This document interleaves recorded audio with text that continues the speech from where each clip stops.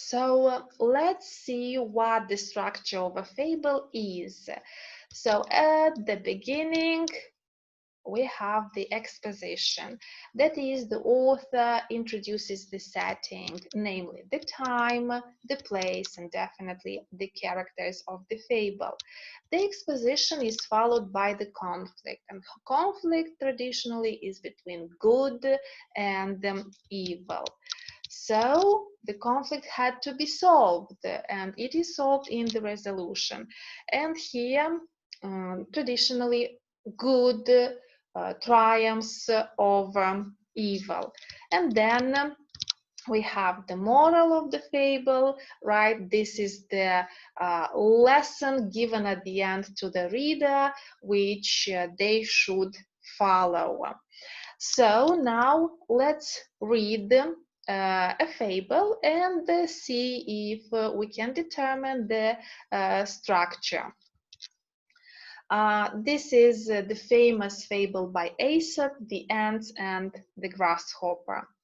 One bright day in late autumn, a family of ants were bustling about in the warm sunshine, drying out the grain they had stored up during the summer, when a starving grasshopper, his fiddle under his arm, came up and humbly begged for a bite to eat. "What?" cried the ants in surprise. "Haven't you stored anything away for the winter? What in the world were you doing all last summer?"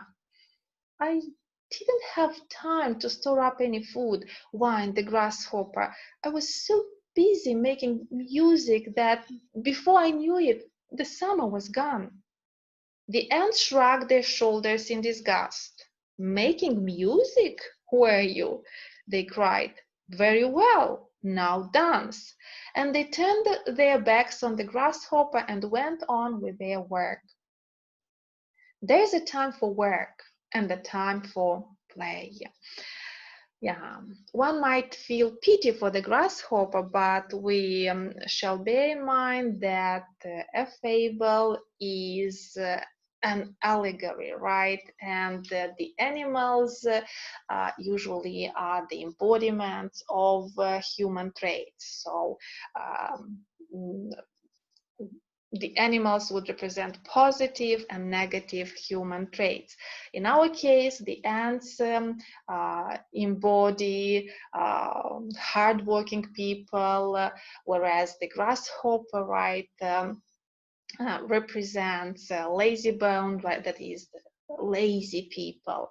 And definitely laziness is bad, it's a sin, right, and it should be punished.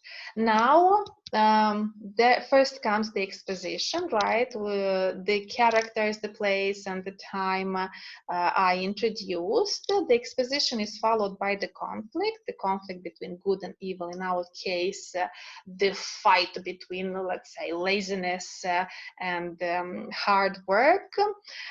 Then we have the resolution, right? And definitely we see that good triumphs over evil.